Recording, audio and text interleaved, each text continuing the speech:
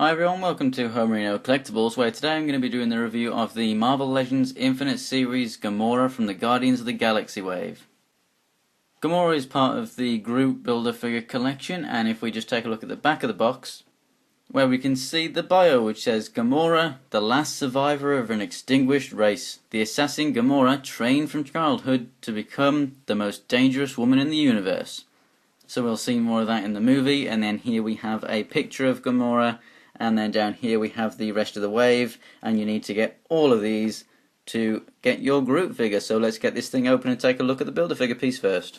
So here's the left leg of the Groot Build-A-Figure. If you want to look at this in more detail, there will be a review for Groot as soon as I've got everyone else in the wave reviewed, so stay around for that. And here is Gamora out of packaging. Now I have to say, first off, this thing is incredibly annoying to stand up. This is honestly the hardest Marvel Legends figure that I have to make a stand. It's just absolutely insane. Just one little nudge and this thing will fall over. I don't know, it's a mixture of good and bad, this figure, really. Most figures that I have I do like more than I dislike, because, you know, obviously if I didn't like them at all, obviously I wouldn't be buying them. This is honestly a figure that I do actually dislike more than I like. I think it's great to have as part of my Guardians, but if she were a figure on her own and had nothing to do with it, like the rest of a team or anything like that, then I definitely would not buy this figure. But anyway, let's get into the review. So, the accessory that she comes with, it is the sword, and honestly, I mean, it fits in the hands, but unfortunately, it's not like a really snug fit. So it will wobble out eventually. I mean, don't get me wrong, she can hold it perfectly fine, but it's not, as I say, a snug fit.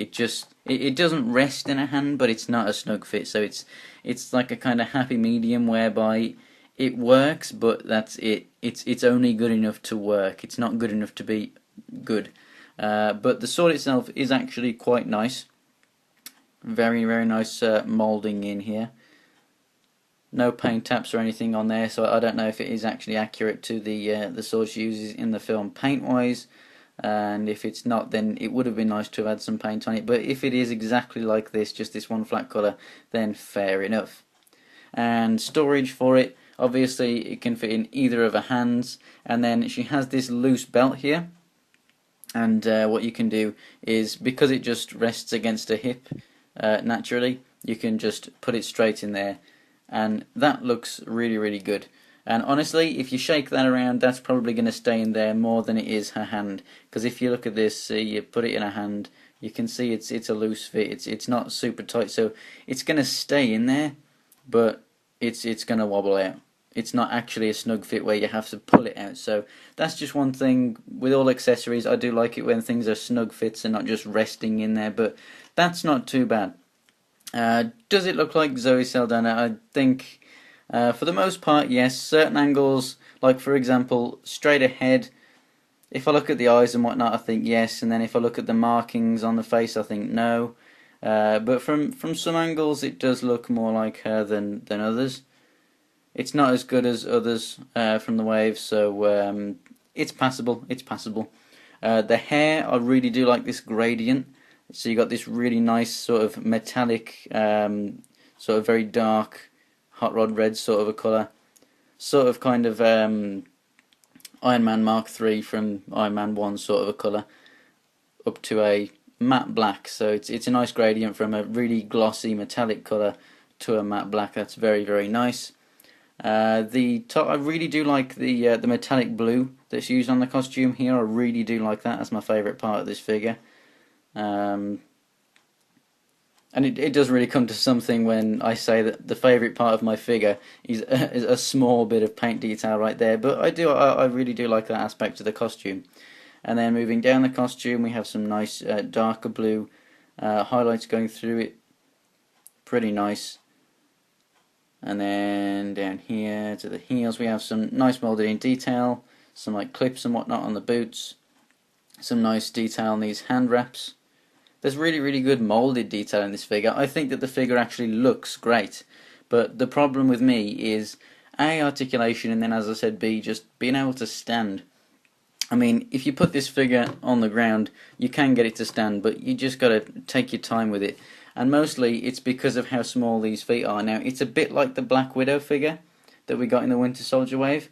However, somehow just like the weight distribution on this figure, along with the sort of, not wobbliness of the knees, but you always get a little bit of play in legs before it actually moves to like the ratchet joint.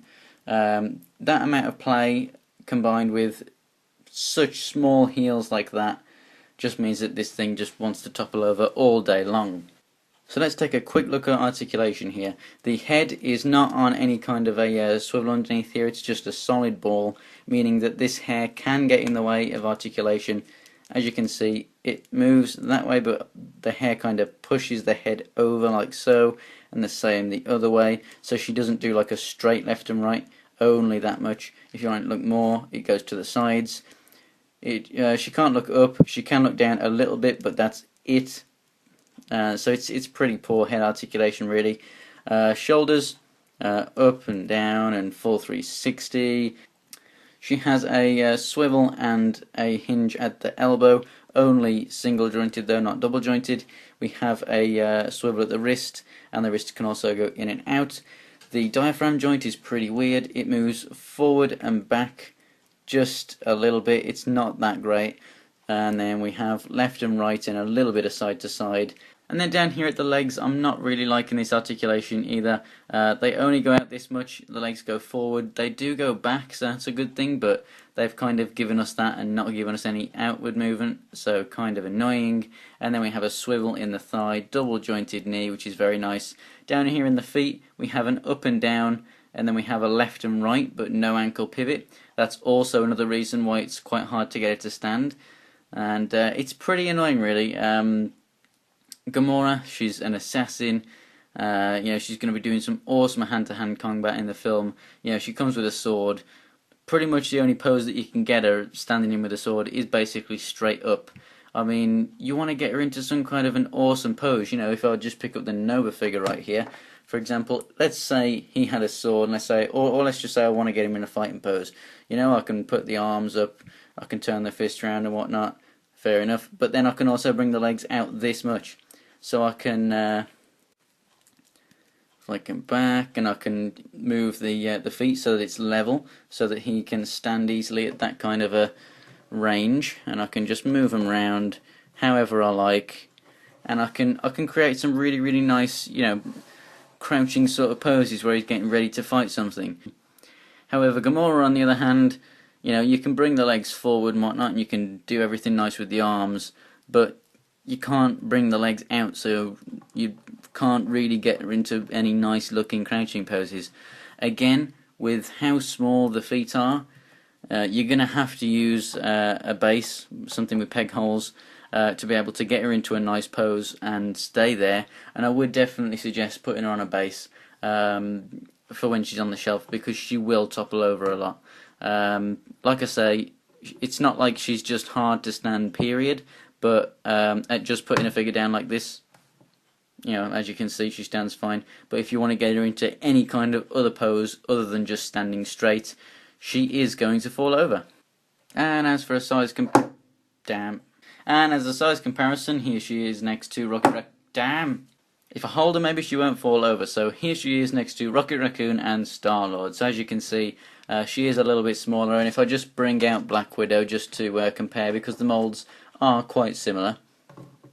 Here you can see they do stand the same size. I'd say Black Widow is a little bit taller just because she's got a bit more volume in the top of her hair there. But as you can see, I mean, there are some similarities. A lot of like the way that the mold works is exactly the same, but it's just the actual design of the mold that's different, if you understand me. So like articulation and stuff's the same, but the actual look of the molding for the suits is different. But it does work so much better on this Black Widow. And does this, yeah, this has a little bit of ankle pivot too, whereas she actually doesn't get ankle pivot at all. So what they've done is they've taken this mold and they've gone, okay, what can we do to this mold to make a Gamora? So they've made it look like Gamora, but then they've just made it worse, from an articulation standpoint. And this, I mean, it's harder to stand than male figures, yes, but I can get this to stand, perfectly fine. She's just damn annoying, as you can see throughout the review. I really, really do like the figure, don't get me wrong, but there are more faults than good points with this thing, to be honest with you. I'd like this thing to be held in a hand a bit more securely. I would like her to stand up better. I'd like to have more articulation in the legs to get much better poses. I really do wish that female figures had the double jointed elbows so you can get more articulation there.